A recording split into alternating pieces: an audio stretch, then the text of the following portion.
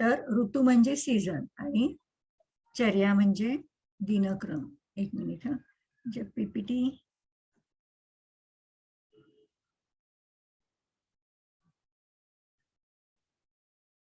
Stuck का झाल्यात?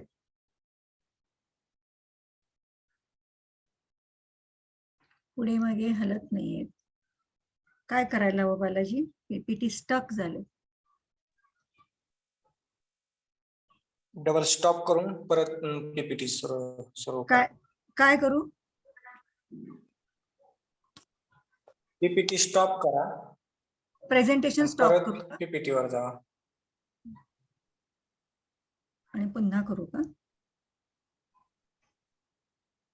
म्हणजे वर्ष आणि अयर्न म्हणजे मार. संवत्सर म्हणजे वर्ष आणि अयन म्हणजे मार. आता ह्याच्यात दोन मार्ग पकडलेले आहेत. आता हे दोन मार्ग कशावरून असतात? तर सूर्याच्या गतीवरून. तर उत्तरायण आणि दक्षिणायन. उत्तरायण म्हणजे सूर्य उत्तर गोलार्धाकडे मार्गक्रमणा करतो आणि दक्षिणायन म्हणजे दक्षिण गोलार्धामध्ये सूर्याची मार्गक्रमणा होते. आता हे कसं होतं हे आपण पाहणार आहे. उत्तरायणाला आदान काल असं म्हणतात आणि याच्यामध्ये माणसाचं शारीरिक बल जे असतं ते क्षीण होतं. हा 6 महिन्याचा कालावधी असतो. तसंच दक्षिणायनाला विसर्ग काल असं म्हणतात आणि यामध्ये आपल्या शरीराचं बलवर्धन होतं. हे 6 महिने. तर हे लक्षात ठेवायचं. उत्तरायण आणि दक्षिणायन. उत्तरायणाला आदान काल म्हणायचं. आदान कालामध्ये बलक्षीण होतं कारण सूर्याची उष्णता या कालामध्ये वाढत जाते. हा 6 महिन्याचा असतो. आणि दक्षिणायनामध्ये विसर्ग काल, याच्यामध्ये आपलं बलवर्धन होतं, त्याला विसर्ग काल असं म्हणायचं.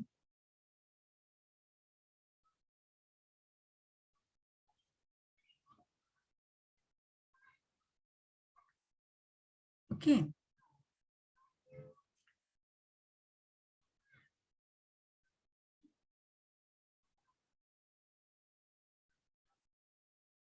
तर उत्तरायण कशाने बनतं बघा. माघ तर ह्या आणि त्यानुसार आपले ऋतू तयार होतात. माघ, फाल्गुन, चैत्र, वैशाख, ज्येष्ठ, आषाढ ह्या 6 महिन्यांचा उत्तरायण असतं. आणि श्रावण, अश्विन, कार्तिक, मार्गशीर्ष, पाऊस आणि भाद्रपद ह्याला काय होतं? ह्याला दक्षिणायन असं म्हणतात. तर आयुर्वेदानुसार 6 ऋतू असतात. आपण कसं आता उन्हाळा, पावसाळा आणि हिवाळा असं 3च ऋतू मानतो, पण इथं मात्र 6 ऋतू असतात. शिशिर, वसंत, ग्रीष्म या 3 ऋतूंचं मिळून उत्तरायण तयार होतं. तर वर्षा, शरद आणि हेमंत यांचं दक्षिणायन तयार होतं. बरोबर आहे. तर ह्या ग्रीष्म आणि वर्षा ऋतूमध्ये दौर्बल्य असतं, तर मध्यम बल असतं. आणि ह्याच्यामध्ये उत्तरायणामध्ये कसं असतं? तर बल हे तुमचं दुर्बलता येते आणि पर्टिक्युलरली वर्षा आणि ग्रीष्म ऋतूमध्ये शरीरामध्ये दुर्बलता जास्त असते. तर वसंत आणि शरदामध्ये हे असतं आणि त्यानंतर शिशिर आणि हेमंतामध्ये उत्तम बल असतं. आता उत्तरायण बघा. सूर्य की गती उत्तर दिशा की तरफ. उत्तरायण म्हणजे काय? सूर्य की गती उत्तर दिशा की तरफ. सूर्य की तीक्ष्ण किरणों से पृथ्वी का शोषण होता है आणि त्यामुळं तिक्त, कषाय, कटू, रस हे वाढतात. क्रमश आणि त्यामुळं सूर्य जास्त प्रखर असतो, दिवस मोठा असतो आणि रात्र छोटी असते आणि त्यामुळं वृक्ष गुण वाढतो. दक्षिणायनामध्ये काय होतं? सूर्य की गती दक्षिण दिशा की ओर. चंद्रमा के प्रभाव से सृष्टी स्निग्ध व शीतल. चंद्राचा प्रभाव असतो. अम्ल, लवण, मधुर रस हे बलवान असतात. आणि चंद्र बलवान असतो. सूर्य क्षीण असतो, दिवस छोटा असतो आणि रात्र मोठी असते. त्यामुळे स्निग्ध गुणयुक्त आहार आपण जास्त खाल्ला पाहिजे. ओके.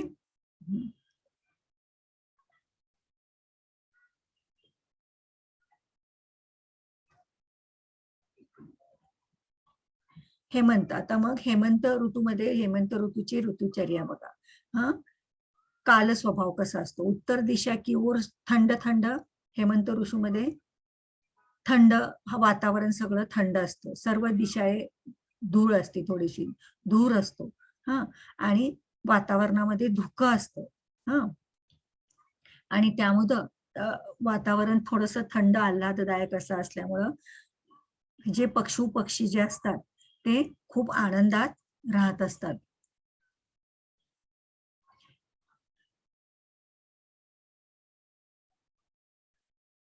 त्यानंतर पथ्य, इथं काय थंडी असते वातावरणात, त्यामुळं अग्नी हा आपला प्रदीप्त राहतो. हा, आणि त्यामुळे आपल्याला खूप खावं लागतं बघा. पर्टिक्युलरली नोव्हेंबर डिसेंबर महिन्यामध्ये आपल्याला चरचरून भूक लागते. थंडीच्या दिवसात आपण खूप खाल्लं पाहिजे. आणि याच दिवसात सगळे जे सण येतात बघा आपले, जसं की मकर संक्रांत असती, दिवाळी असती त्याच वेळी, आणि त्यामुळं इथं भूक खूप वाढलेली असती. आणि त्यामुळं आपलं जेवण कसं पाहिजे, मधुर आम्ल लवण रसात्मक आहार. मधुर म्हणजे गोड, आंबट म्हणजे आंबट, आणि लवण म्हणजे खारट, हे आपल्या आहारामध्ये जास्त पाहिजेत. दूध, तूप, दूध जन्य पदार्थ, गुळ पदार्थ, लाडू, मालपुए, मेद वाले प्राणी के मांस सेवन हित कर. नवधान्य सेवन, याच वेळी शेतामध्ये नवीन धान्य आलेलं असतं, तर त्या धान्याचं सेवन पण केलं पाहिजे. याच दिवसात दिवाळी असते बघा, दिवाळी असते. त्याच्यानंतर पुढे मकर संक्रांत येणार असते, आणि थंडीच्या दिवसात मग आपण गुळाचं सेवन जास्त करतो, कारण वातावरणात थंडी असते, भूक जास्त लागलेली असते, आणि आपलं मेटाबॉलिझम वाढलेलं असतं. आणि त्यामुळं मग थंडीचा त्रास पण कमी व्हावा, शरीरामध्ये वृक्षता वाढू नये म्हणून आपण तीळ तीळ शेंगदाणे गूळ यांचे लाडू खातो आपण. त्यानंतर आपण इतर काळजी काय घेतली पाहिजे, तर अभ्यंग, याच्यामध्ये अभ्यंग शरीराला तेल लावलं पाहिजे किंवा मसाज केला पाहिजे, औषधीयुक्त तेलांचा मसाज केला पाहिजे. त्यामुळं, आणि व्यायाम पण भरपूर, ह्या दिवसात व्यायाम पण भरपूर केला पाहिजे. उपटन म्हणजे उठणं लावलं पाहिजे. आणि आवळ्याचं सेवन, आवळा हा बल्य असतो म्हणून आवळ्याचं सेवन जास्त केलं पाहिजे. आवळा, मृत्तिका, त्रिफला, गरम गरम पाण्याने आंघोळ केली पाहिजे. हा, आणि केशर, कस्तुरी, कर्पूर, चंदन यांचा लेप लावला पाहिजे, धूप लावलं पाहिजे. आणि गरम प्रावरण, थंडी असते वातावरणामध्ये, त्यामुळं थंडी घेतली पाहिजे. या दिवसात कशाचा त्रास होऊ शकतो, तर आपल्याला थंडीमुळं सांधे दुखू शकतात, सांध्यामध्ये वेदना होऊ शकतात, थंडीमुळे श्वास वाढू शकतो. त्याचबरोबर सर्दी होऊ शकते, म्हणून त्यामुळं काळजी घेतली पाहिजे. आता यानंतर शिशिर ऋतू. सॉरी शिशिर ऋतू. अयमेव विधी कार्य हा शिशिरे अपि विशेषता तदाही शीतम अधिकम रौक्षम च आदान कार्यजम. शिशिर ऋतूमध्ये आणखीन थंडी जास्त वाढलेली असते, त्यामुळे आता आपण जे हेमंत ऋतूमध्ये जी ऋतुचर्या पाळतो तीच ऋतुचर्या आपण शिशिर ऋतूमध्ये पण पाळायचंय, कारण थंडी जास्त असल्यामुळं आपल्या जेवणामध्ये मधुर रसयुक्त, लवण रसयुक्त आणि आम्ल रसयुक्त पदार्थांचं जास्त सेवन केलं पाहिजे. शरीरातली वृक्षता वाढते, त्यामुळे स्निग्धता वाढेल कसं, त्यामुळे तिळाचं सेवन, तुपाचं सेवन, लोण्याचं सेवन, गोड पदार्थांच्यावर आपण जास्त जोर या ह्याच्यामध्ये दिला पाहिजे. आता त्यानंतर येतो वसंत ऋतू. या वसंत ऋतूला सगळ्या राजांचा राजा असं म्हणतात. वसंतामध्ये तुम्हाला माहितीये की नवीन पालवी फुटलेली असते आणि संपूर्ण थंडी संपलेली असते, तीव्र अशी थंडी संपलेली असते, आणि त्यामुळं हळूहळू वातावरणामध्ये उष्णता भरत असते, आणि त्यामुळं थंडीमुळे जी पानगळ झालेली असते ती थांबती, नवीन नवीन पालवी आलेली असते, पानं फुलायला लागतात. आणि त्यामुळं इथं म्हणून ह्याला काय म्हटलेलं आहे, ऋतुराज. वसंताला आपण ऋतुराज असं म्हणतो. प्रकृती देवी इस ऋतु में अपना पूर्ण श्रृंगार धारण करती है, पीले वर्ण के पुष्प धारण मुकुट समान प्रतीत होते हैं, भ्रमर मधुर गुंजन करते हैं, पक्षियों के मधुर शब्द, मलयाचल की दक्षिण वायु महकती है, सभी वृक्षों पर पुष्प शोभायमान होते.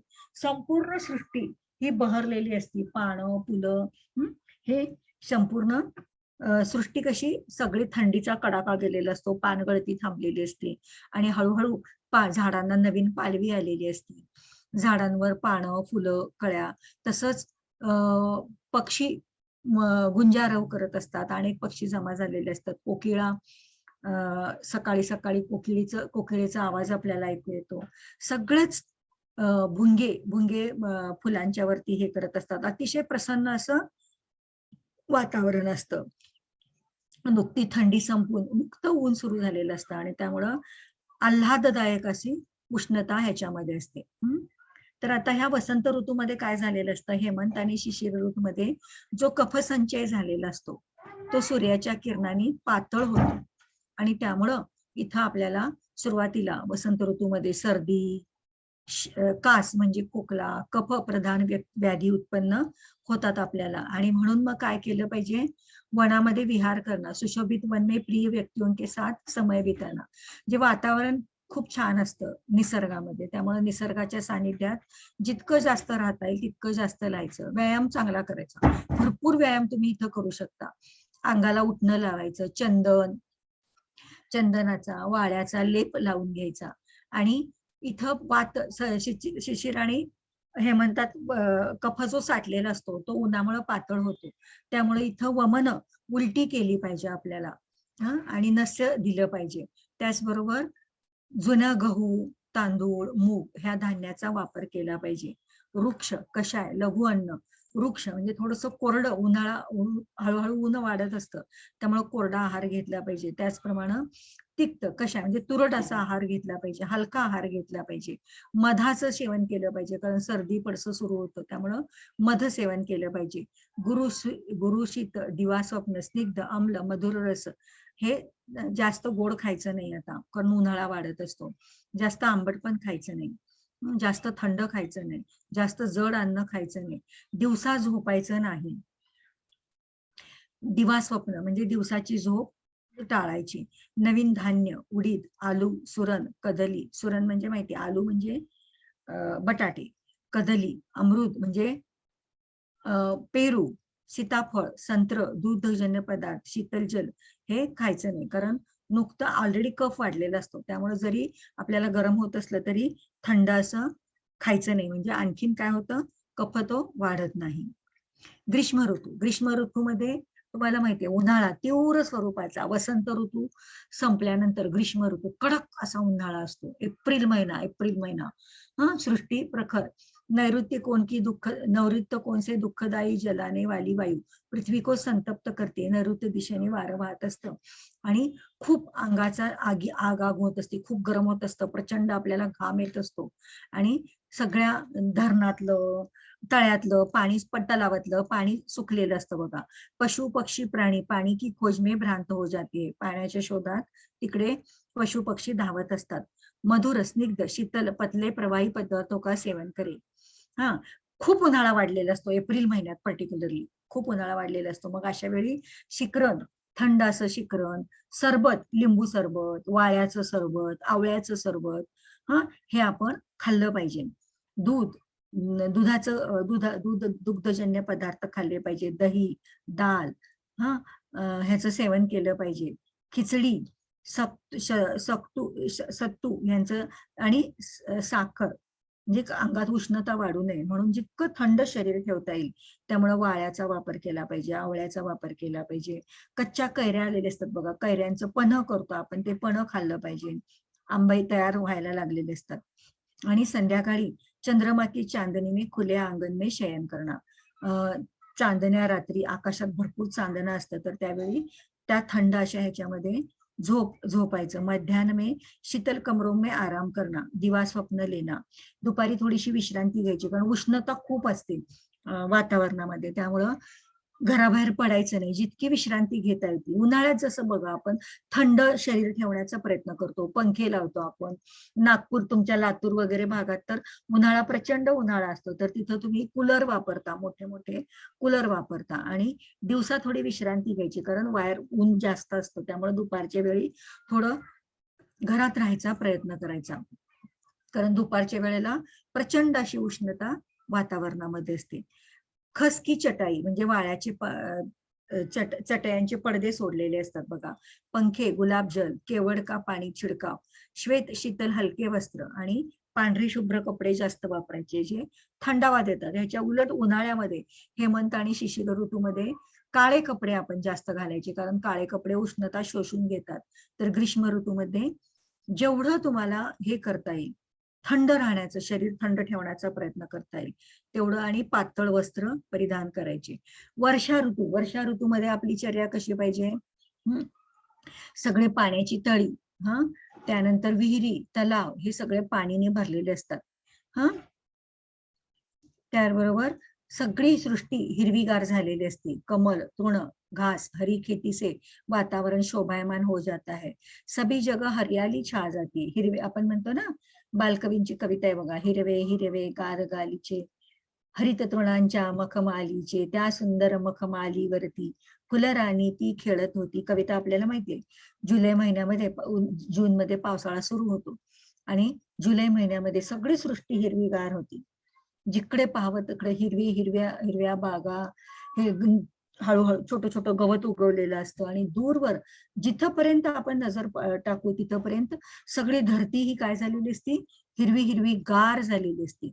असं वाटतं की जणू काही पृथ्वीने हिरवा गालिचा परिधान केलाय. म्हणून बालकवींच्या कविता, ती फेमस कविता आहे बघा, हिरवे हिरवे गार गालीचे, हरित तृणांच्या मखमालीचे, जणू काही पृथ्वीवरती हिरवे गालिचे पसरलेले आहेत.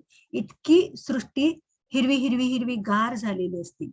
बघावं तिकडं सगळं हिरवं गार झालेलं असतं, कारण ग्रीष्मामध्ये सगळं वाळून सुकलेलं असतं, आणि मग वर्षा ऋतू सुरू झाला की पाऊस पडायला लागला की ते सगळं परत नवीन पालवी यायला लागती, सृष्टी मोहरून निघायला लागती.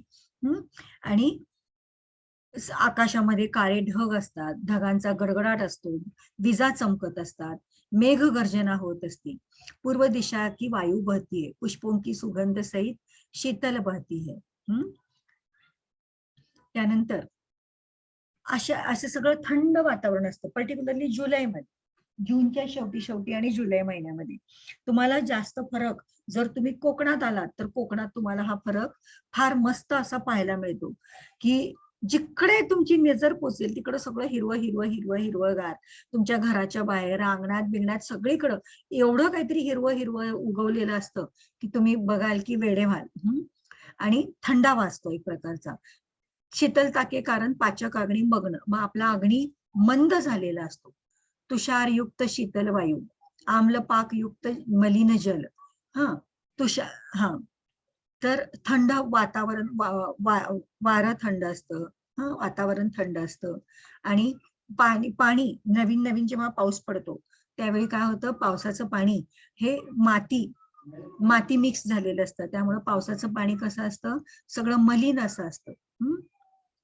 पृथ्वी की बाष्प के कारण वात का प्रयोग, तुम्हाला माहितीये उन्हाळा भरपूर असतो, आणि उन्हाळ्यामुळे काय होतं की बाष्प होतं, पाण्याचं बाष्प होतं, ते आकाशात जातं, त्याचे ढग तयार होतात, आणि त्याच्यापासून तर पाऊस पडतो. आणि त्यामुळे काय होतं, वाताचा प्रकोप होतो, पित्तचा संचय होतो, आणि त्यामुळे आपल्याला पावसाळ्यामध्ये अनेक आजार, वातसंचय झालेला असतो, वात प्रकोप झालेला असतो, त्यामुळं अनेक प्रकारचे आजार आपल्याला होतात. आणि मग त्यामुळे इथं वातप्रकोप कमी करण्यासाठी आपल्याला बस्तीचा प्रयोग करावा लागतो. पुराने चावल, गेहूं, यव, संस्कृत मांस, रस, जंगली पशु पक्ष्यांचं मांस, हे आपल्याला इथं खाणं गरजेचं आहे. युष, शहद, पुराने आसवारिष्ट, काला नमक, पंचकोल, दही का पाणी, ह्याचा पण आपल्याला प्रयोग केला पाहिजे. श्रुत शीत जल, उबालकर थंडा किया हुआ पाणी, गरम पाणी, उकळून गार केलेलं पाणी, कारण पाणी दूषित असतं, त्यामुळे उकळून गार केलेलं पाणी पिणं गरजेचं असतं. आता इथं अपत्य काय आहे, अतिउष्ण, खूप गरम, खूप थंड, वृक्ष पदार्थ, उडद की दाल, चावल, चने, हे तुम्ही खायचं नाहीये. वर्षा में भिगना, नदी में स्नान, पावसात जास्त भिजायचं नाही, नदीमध्ये पण स्नान करायचं नाही, कारण जल दूषित असतं, थंडी असते, त्यामुळे पुन्हा तुम्ही आजारी पडू शकता. बिना जूते पहने बाहेर चलता, पायात चप्पल न घाता बाहेर जायचं नाही. जास्त पाणी प्यायचं नाही.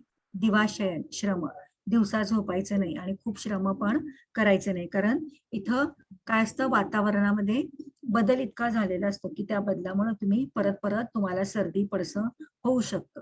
आता यानंतर येतो शरद ऋतू. साधारणतः ऑक्टोबर महिना आपला. मध्यान्ह में तेज गर्मी, रात्रि में हलकी थंडी, निर्मल आकाश, आकाश निरभ्र असतं. सरोवर मध्ये हंस कमल शोभित होते. चांदणं चांगलं असतं. कोजागिरी पौर्णिमा शरद ऋतूत येते बघा.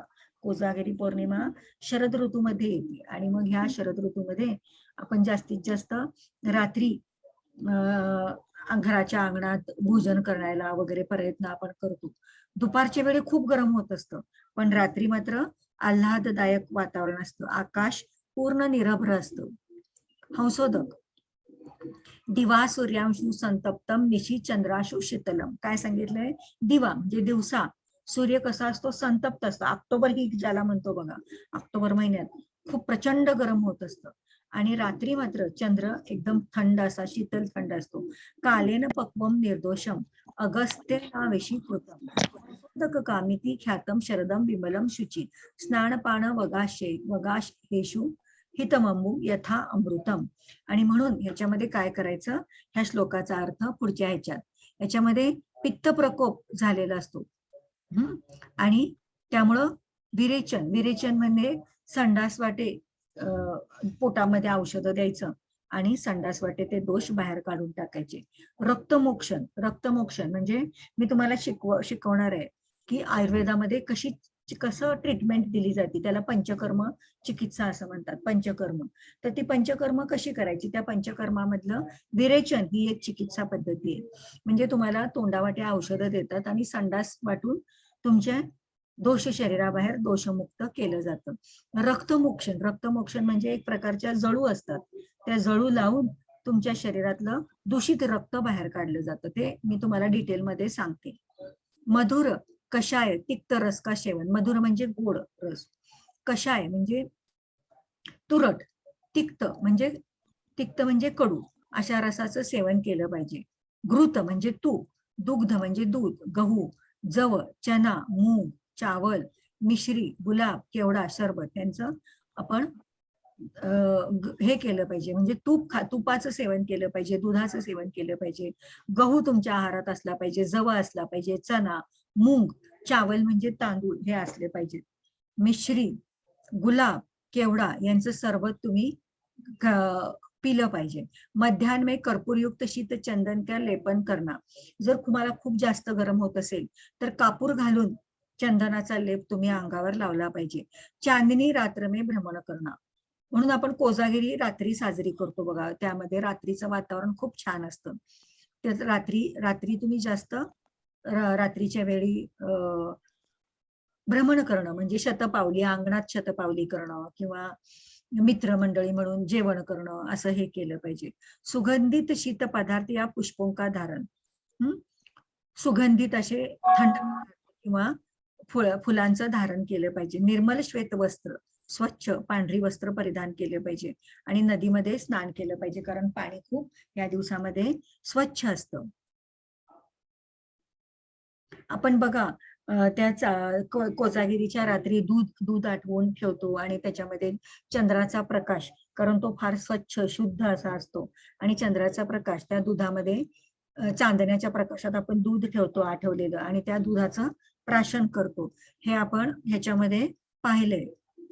अपथ्य, धूप का सेवन. ऑक्टोबर मध्ये उन्हाळा जास्त असतो त्यामुळं उन्हाचं सेवन करायचं नाही. अग्नि के पास बैठना, चरबी, तेल, ओस में सोना, जलीय, अणु, पशु, पक्षी के मांस, क्षार पदार्थ, दही, दिवा, स्वप्न, पूर्य दिशा की हवा.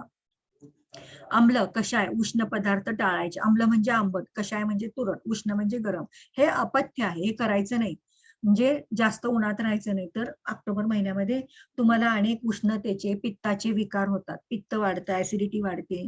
त्याचबरोबर लघवीला त्रास जास्त होतो ऑक्टोबर महिन्यामध्ये. उष्णता प्रचंड असते दिवसा. धूप का सेवन, अग्नि के पास बैठना, अग्नीच्या जवळ बसू नये, उन्हात जास्त थांबायचं नाही.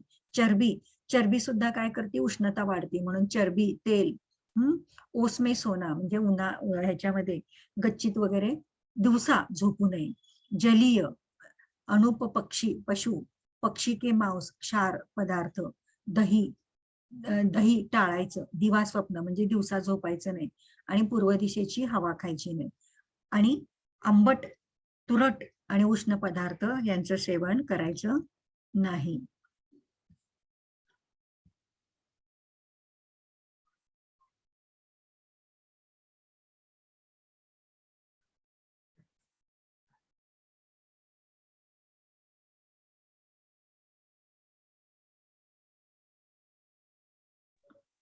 झाल्या वाटतं 20 पेज झाले. 20 झाले ना. हा, तर अशा पद्धतीच्या हे ऋतुचर्या आहेत. ऋतुचर्या म्हणजे थोडक्यात काय की बाहेरचं वातावरण कसं आहे हे पाहायचं. हा, थंडीचे दिवस आहेत तर अंगात गरमपणा टिकवण्याचा प्रयत्न केला पाहिजे. बाहेर उन्हाळा भरपूर आहे तर अंग थंड राहिलं पाहिजे, आहार पण तसाच पाहिजे. असं हे थोडक्यात तारतम्याने लक्षात घ्यायचं. आणि सगळ्यात महत्वाचं म्हणजे हिंदी में अपथ्य और पथ्य ये दो शब्द है ना मैडम, तो पथ्य शायद नहीं है ये, अपथ्य पथ्य यानी म्हणजे लेना। अपथ्य म्हणजे क्या करना नहीं चाहिए, अपथ्य। पथ्य म्हणजे जो आपको करना चाहिए उसको पथ्य, जो आपके लिए सही है उसको पथ्य बोलते हैं, और जो नहीं करना है उसको अपथ्य बोलते हैं। ठीक, हाँ, ओके मैडम। हाँ। और कुछ है, और कुछ पूछना है?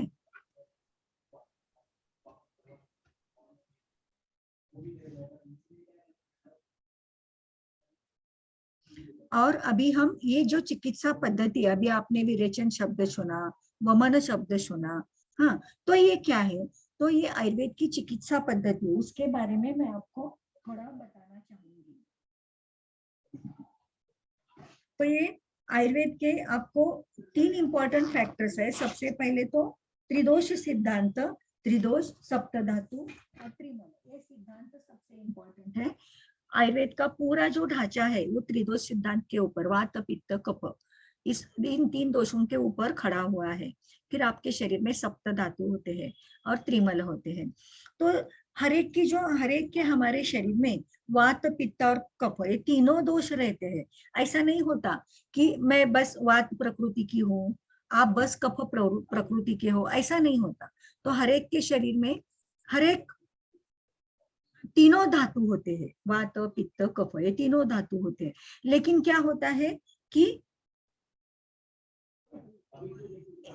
कुछ ज्यादा प्रभावी होते हैं, कुछ कम प्रभावी होते हैं। उसी के अनुसार आपकी प्रकृति बनती है, वात प्रकृति, पित्त प्रकृति, कफ प्रकृति।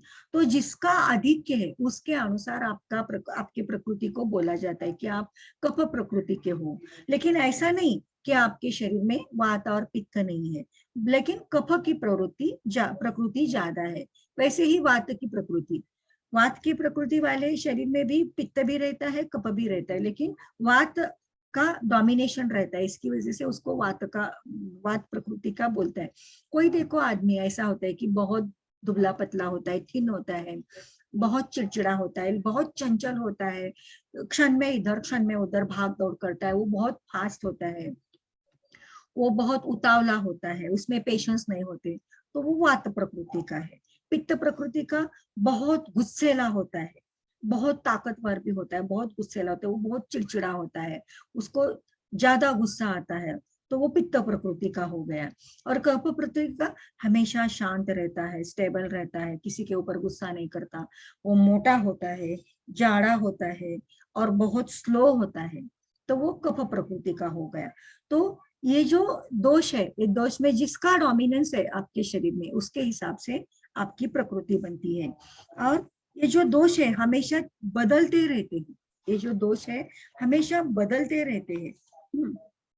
तो उस हिसाब से हम लोगों को उसके ऊपर देखना चाहता है कौन सा दोष बढ़ गया है। और वो दोष जब इम्बैलेंस हो जाता है, ज्यादा कम अधिक हो जाता है, बहुत ज्यादा कम अधिक हो जाता है, तो हमारे शरीर में डिसीज पैदा होते हैं। अगर हमारे शरीर में तीनों ही दोष, वात पित्त और कफ बैलेंस्ड स्टेट में है तो हमको कुछ नहीं होता।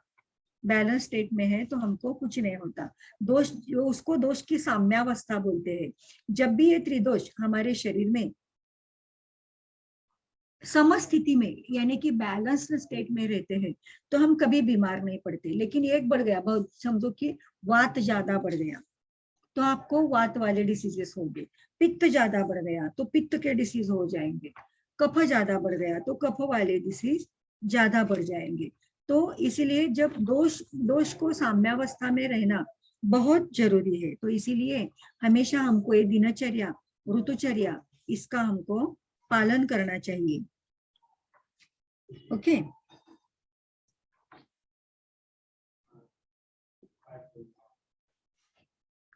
और इसके बाद जो हम लोग इसके बाद हम देखेंगे कि आयुर्वेद की चिकित्सा पद्धति क्या है। आयुर्वेद की चिकित्सा पद्धति क्या है, तो इसमें आयुर्वेद की जो चिकित्सा है वो दोष, जो भी दोष बढ़ा हुआ है उसको कम करना, उसको बैलेंस स्टेट में लाना। तो इसके लिए वो जब भी दोष ज्यादा बढ़ जाता है, प्रकोपित हो जाते हैं, तो वो क्या करते हैं, अपना प्रभाव दिखाने लगते हैं। तो इसमें वो उसका प्रभाव कम करने के लिए, और उसको जो बढ़े हुए हैं उसको हमको कम करना है, जो कम है उसको नॉर्मल स्टेट में लाना है। तो इसके लिए हम क्या करते हैं, पंचकर्म चिकित्सा। पंच मीन्स 5 एक्शंस, पंच मीन्स 5। जैसे कि हम लोगों ने योगा में षटकर्म सीखे, वैसे आयुर्वेद में क्या है, पंचकर्म है। तो दीज आर द 5 एक्शंस और 5 ट्रीटमेंट्स।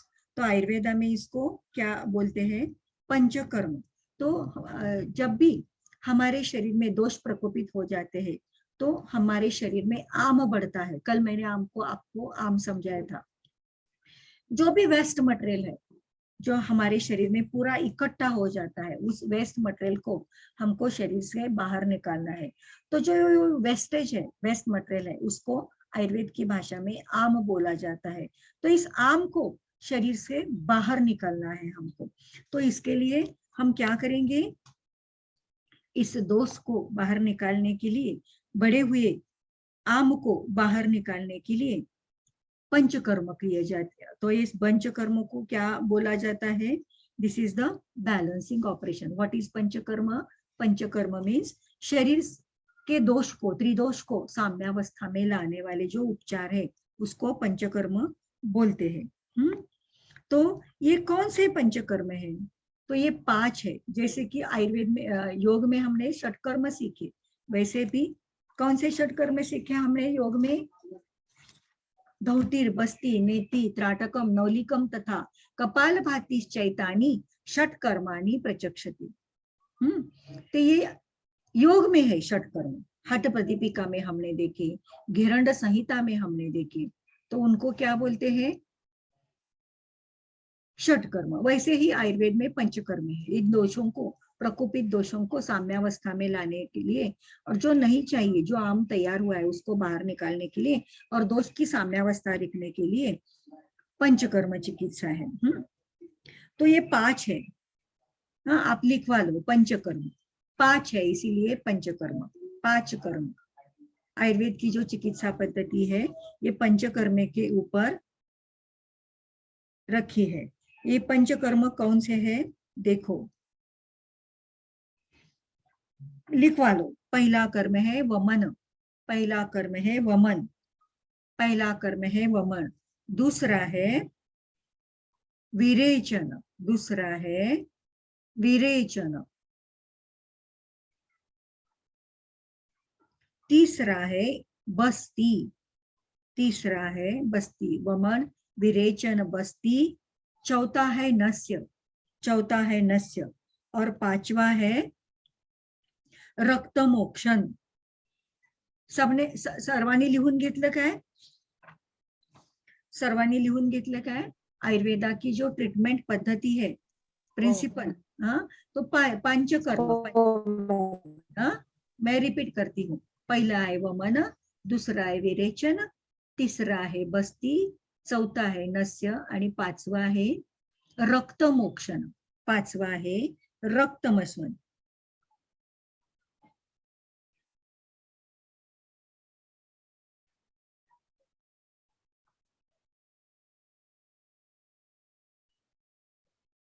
हाँ, तर हे पंचकर्म करण्यापूर्वी पूर्वकर्म करावं लागतं, लिहून घ्या। पंचकर्म करण्यापूर्वी पूर्वकर्म असतं, पंचकर्म करण्यापूर्वी पूर्वकर्म असतं। ही 5 कर्म करण्यापूर्वी पूर्वकर्म असतं, आणि पंचकर्म झाल्यानंतर पश्चात कर्म असतं।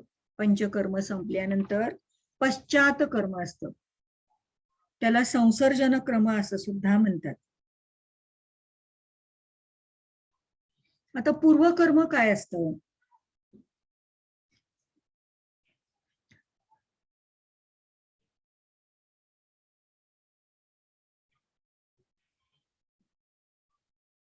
तर शरीरामध्ये जे जे दोष प्रकोपित झालेले असतात म्हणजे वाढलेले असतात, तर ते दोष काय करायचं, त्यांना त्यांच्या त्यांच्या त्यांच्या त्यांच्या स्थानातून, समजा आता वात वाढला एखादा, वाताचं सगळ्यात महत्वाचं लक्षण काय असतं, तर सांधी दुखी. मग ते सगळ्या सांध्यात जो वात भरलेला असतो, हातात, पायात, पाठीत, तर त्या सगळ्या वाताला काय करायचं, त्याला अन्न मार्गामध्ये आणायचं. आणि अन्न मार्गामध्ये आणायचं, एकतर त्याला तोंडावाटे बाहेर काढायचं किंवा संडासच्या वाटे बाहेर काढायचं. आणि तिथून त्यांना बाहेर काढायचं. काय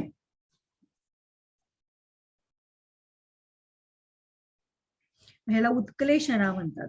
त्यांना त्यांच्या जागेतून बाहेर काढायचं आणि शरीराबाहेर टाकायचं. तर ह्यासाठी पूर्वकर्म असतं.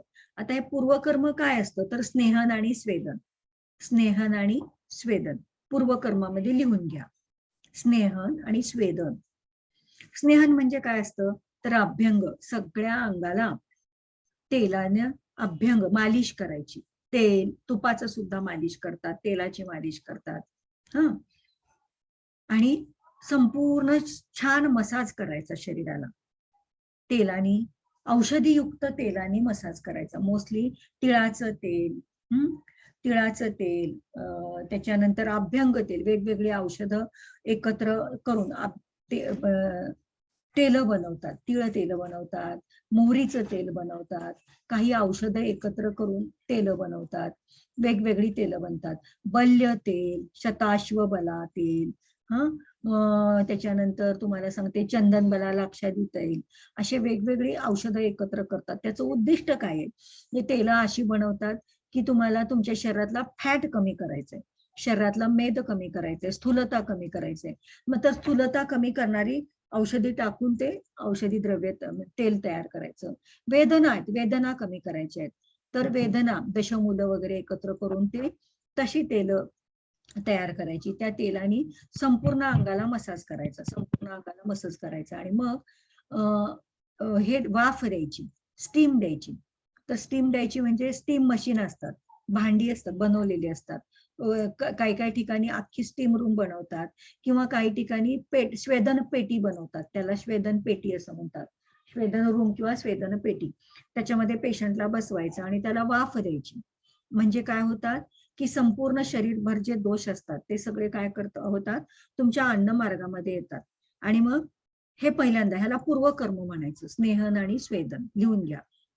पंचकर्मापूर्वी पूर्वकर्म काय करायचं, तर स्नेहन आणि स्वेदन करायचं.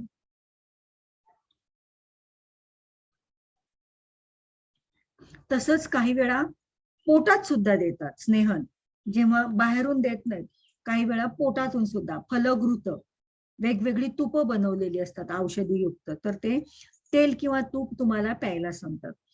7 दिवस अगोदर, एक आठवडाभर आधी तुम्हाला रोज वाढत्या प्रमाणात, म्हणजे आज 1 चमचा, उद्या 2 चमचे, परवा 3 चमचे, 4 चमचे, असं करत करत ते आभ्यंतर स्नेहन असं त्याला म्हणतात.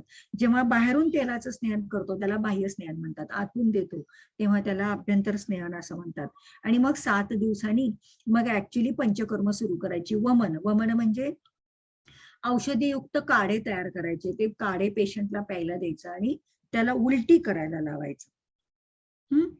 काही वेळा विरेचन, विरेचन म्हणजे औषधी द्रव्य द्यायची आणि पोटात घ्यायला द्यायची आणि ती संडासच्या वाटे बाहेर काढायची. औषधी द्रव्य, औषधी काढे, औषधी चूर्ण खायला सांगायचं आणि संडासच्या वाटे बाहेर काढायचं, त्याला म्हणायचं विरेचन.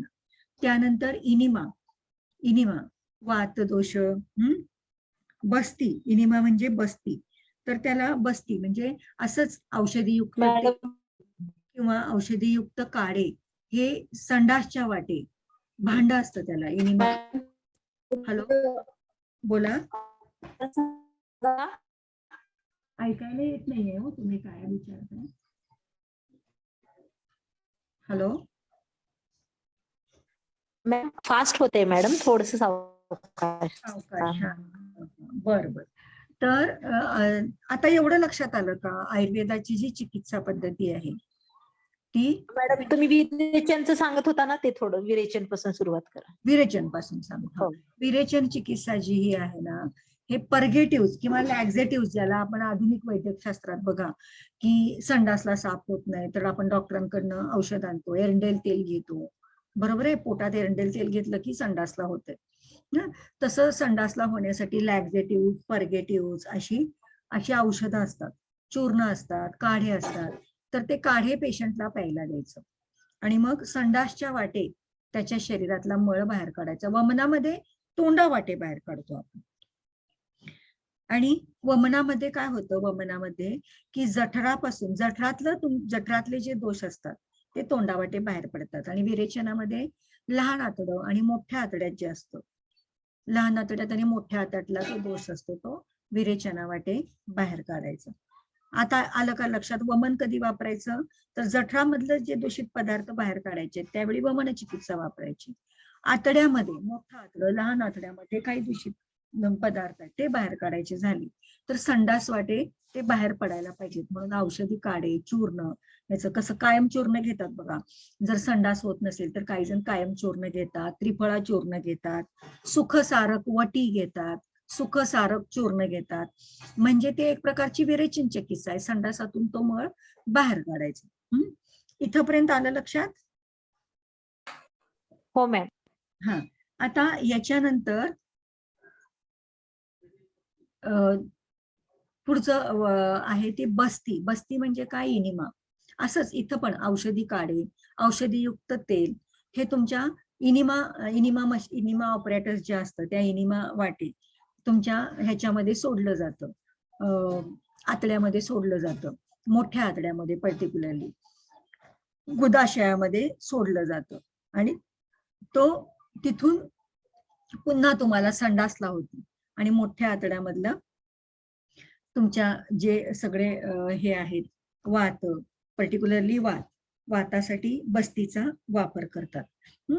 आणि इनिमा तुम्हाला माहिती आहे. आता ह्याच्यामध्ये तुम्ही बऱ्याच वेळा तुमच्यापैकी काही लेडीज आहेत, तुम्ही जर मॅरिड असाल, मुलं असतील तुम्हाला, तर डिलिव्हरीच्या आधी तुम्हाला इनिमा दिला जातो बघा, त्याला बस्तीच असं म्हणतात.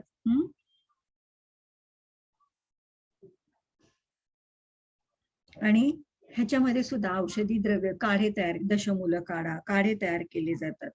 आणि त्यामुळं ते संडासच्या माटे तुमच्या बाहेर पडून जातं. आणि तेलाचा इनिमा, जो तेलाचा इनिमा असतो त्याला स्नेहबस्ती असं म्हणतात. आणि काढ्यांचा जो औषधी काढ्यांचा जो बस्ती असतो त्याला निरूह बस्ती असं म्हणतात. मग 7ही दिवशी तुम्हाला पहिल्यांदा स्नेहाचा, पहिल्या दिवशी दुसऱ्या दिवशी स्नेह बस्ती दिला जातो, तिसऱ्या दिवशी आणि 5व्या दिवशी तुम्हाला काढ्याचा बस्ती दिला जातो. तुमच्या शरीरामध्ये दोषवृद्धी कशाची झाली त्याप्रमाणे तुम्हाला बस्ती दिलं जातं. आणि त्यानंतर 4थी चिकित्सा आहे नस्य.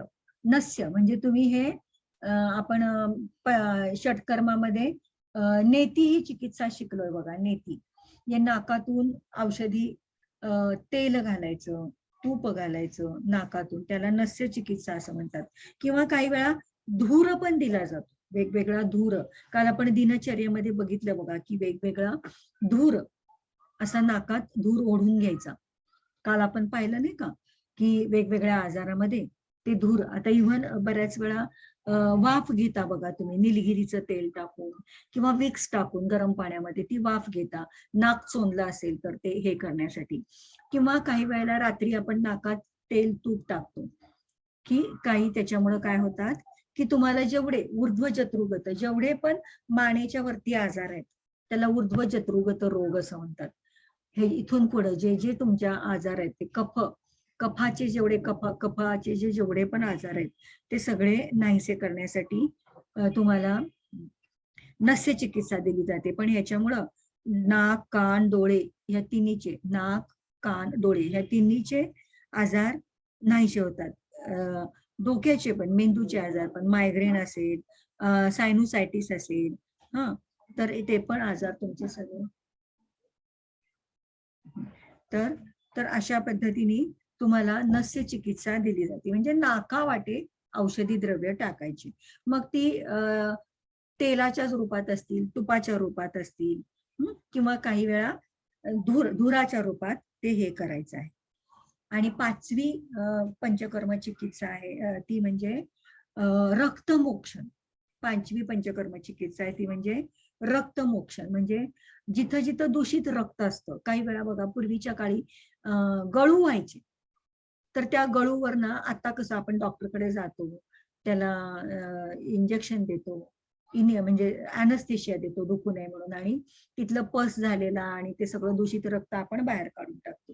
पण पूर्वीच्या काळी काय करायचे, जळू लावायचे. जळू तुम्हाला माहितीये, पाण्याच्या पाणथळ भागामध्ये जळवा असतात बघा, तर त्या जळवा काय करायचं, जिथं समजा एखादं गळू आलेलं आहे, ऍब्सेस आलेलं आहे, तर तिथं त्या जळू लावायच्या, आणि त्या जळू काय करतात, मग ते दूषित रक्त जे असेल ते फुगून ओढून घेतात सगळं, आणि मग त्या सुटतात.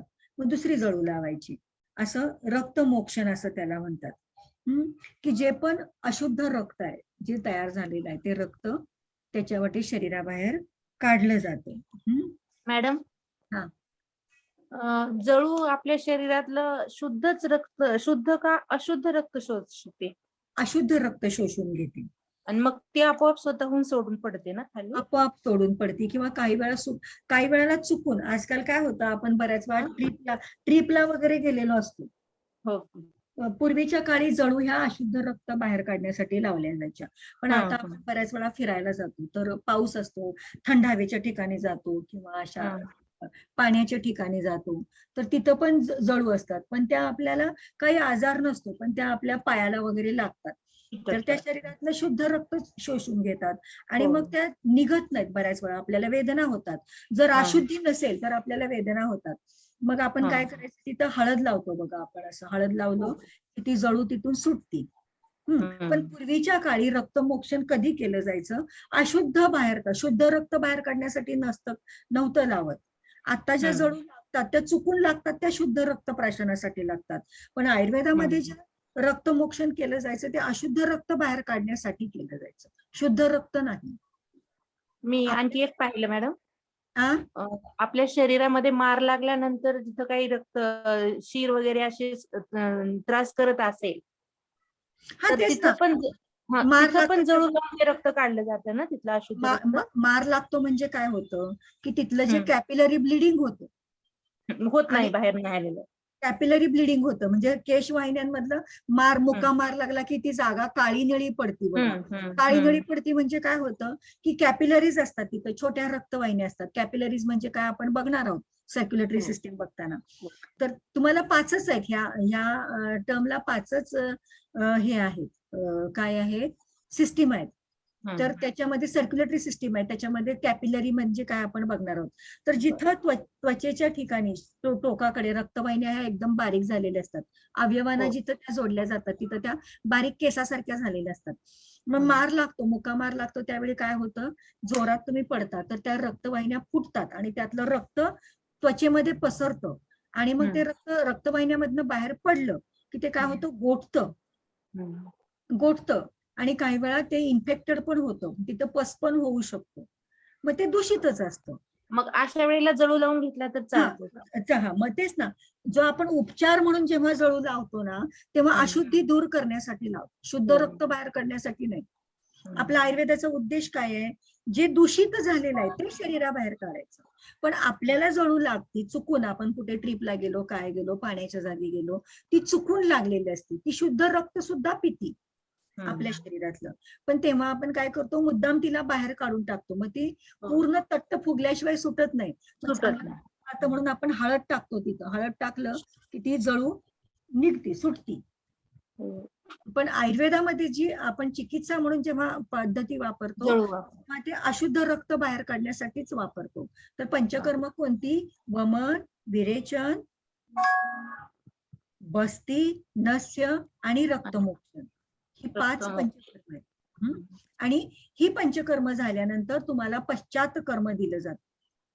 त्याला म्हणजे तुमची रिकव्हरी होण्यासाठी, तुम्ही आजारी आहात, मग तुम्हाला पंचकर्म दिलं, मग त्याच्या आधी पूर्वकर्म केलं, स्नेहन स्वेदन हे आपण पूर्वकर्म म्हणून केलं, मग प्रत्यक्ष पंचकर्म वापरली, जेवढी गरजेची असतील तेवढी, 5च्या 5 लागत नाही, जी गरजेची आहे ती आपण वापरतो.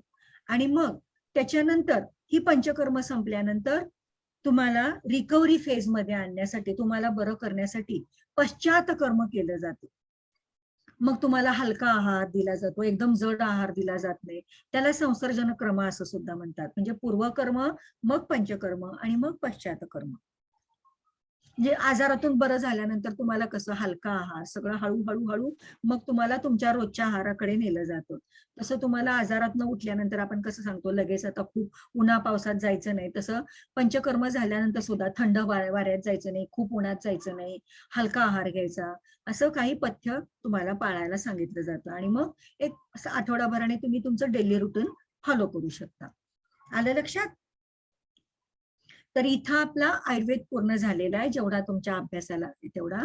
आता पुढच्या आठवड्यात आपण नॅचरोपॅथीची प्रिन्सिपल्स आणि बेसिक्स बघणार आहोत.